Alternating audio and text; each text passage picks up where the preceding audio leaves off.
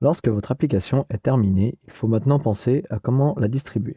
La manière la plus simple est de la publier dans le market Android afin de la rendre disponible depuis tous les terminaux du monde entier ou juste d'un pays que vous aurez spécifié. Pour commencer, il va falloir créer un compte développeur auprès du market. Donc il vous suffit de vous rendre sur market.android.com/publish. Ici, il vous faudra vous connecter avec un compte Google. Donc si vous avez déjà un compte Gmail ou Analytics ou AdSense, enfin un compte que vous utilisez déjà avec Google, vous pourrez l'utiliser. Donc nous allons utiliser celui-ci, un compte spécialement créé pour la démonstration. Donc je me connecte. Voilà, donc ici, il va me demander quelques informations sur moi. Il nous informe que l'enregistrement coûtera 25 $. Donc n'ayez pas peur, c'est juste un droit d'entrée. Après, vous n'aurez plus rien à payer. Contrairement à d'autres types de market, ici vous payez juste une fois des frais d'entrée et après c'est fini, vous faites ce que vous voulez. Et bien sûr, vous avez un lien vers les conditions d'utilisation que je vous invite à aller lire. C'est en anglais. J'espère qu'ils la traduiront bientôt en français, mais lisez-la quand même. Donc ici, je vais donner un nom. Je vais donner une URL et un téléphone. La seule et unique raison pour laquelle il demande un téléphone, c'est en cas de problème avec votre application, ils vous contacteraient dans un cas vraiment extrême. A priori, ils ne vous embêteront pas à vous appeler régulièrement. Il y a une explication quand vous cliquez sur le lien. Donc votre téléphone ne sera pas fourni à un tiers. Pour la démonstration, je vais mettre un téléphone. Et vous pouvez cocher une case pour demander à recevoir des informations lorsqu'il y a des mises à jour sur le market. Je vous recommande de cocher cette case-là. Ça vous permet de savoir quand le market payant débarque dans de nouveaux pays et cela peut vous donner l'indication pour aller mettre à jour votre application et rendre disponible votre application si elle est payante par exemple dans un nouveau pays où le market payant est disponible. Donc je fais continuer. Ah, là on voit qu'il y a déjà quelqu'un qui s'appelle Nicolas. Donc je vais l'appeler Video to Brain. Je continue. Voilà. Donc ici, il me demande de payer. Et une fois que j'ai payé, quelques minutes plus tard, j'aurai accès à la partie Publish du market. Pour payer les 25 $, il vous suffit de cliquer sur le bouton Checkout. Une fois que vous êtes sur la page de paiement, il vous suffit de rentrer vos informations bancaires. Tout va très vite derrière. Vous serez accepté rapidement en tant que développeur sur le market. Une fois que vous aurez accès au market, je vais vous montrer quelques captures qui vous permettront de voir à quoi cela va ressembler. Donc, on voit bien en haut l'URL, donc qui est market.android.com/publish/home.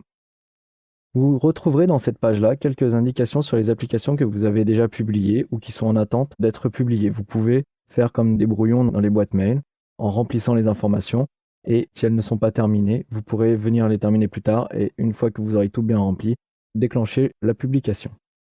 Donc vous voyez ici on a quelques infos sommaires comme le nom, la version, la catégorie où on a mis l'application, le nombre de commentaires et notes que l'on a eu, la note moyenne, le nombre total de personnes qui ont installé l'application, le nombre d'installations qui sont encore en circulation. Par exemple, pour celle-ci, on voit qu'il y a un taux de désinstallation de 25%, le prix auquel on a mis l'application et son mode si elle est publiée ou pas. Je reviendrai un peu plus tard pour vous montrer comment envoyer une application dans le market en cliquant sur Upload Application. Si vous défilez vers le bas, vous verrez un petit lien Transactions.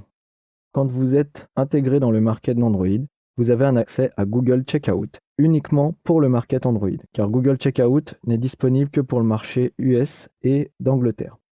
Mais ils ont fait une petite adaptation pour le marché Android, donc vous pourrez recevoir des commandes depuis le market Android et bénéficier du système de gestion de Google Checkout pour être payé de façon régulière.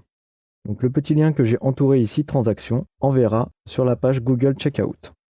En cliquant dessus, vous arriverez sur votre page de votre compte Google Checkout avec un résumé des dernières commandes. Donc ici, on peut voir que nous avons les dernières commandes, la date de la commande, les noms des personnes qui sont bien évidemment floutées et le nom des applications qui a été achetées. Ici, vous avez des indications vers ou en cours. Quand une personne achète une de vos applications dans le market, il faut compter 24 heures pour valider la transaction et que vous puissiez être rémunéré. Une fois qu'elle est passée en vert, ça veut dire qu'elle est acquise. Une chose à savoir avec le market, qui est très intéressant pour vous développeurs et pour le client final, c'est que l'acheteur a 24 heures pour se rétracter. Quand vous achetez une application dans le market, vous pouvez, durant les 24 heures, appuyer sur un bouton pour dire refund ou rembourser. Cela va désinstaller l'application et annuler la commande. Cela permet par exemple, si vous n'avez pas fait de version d'évaluation, à un utilisateur de tester votre application pendant 24 heures et s'il n'est pas satisfait, de décider d'annuler sa commande. Dans votre compte Google Checkout, vous devrez paramétrer votre compte bancaire afin de pouvoir recevoir des virements de la part de Google Checkout et des ventes que vous aurez générées via vos applications dans le market. Vous avez également quelques options pour demander à être payé tous les jours, toutes les semaines, tous les mois, à votre convenance en fait.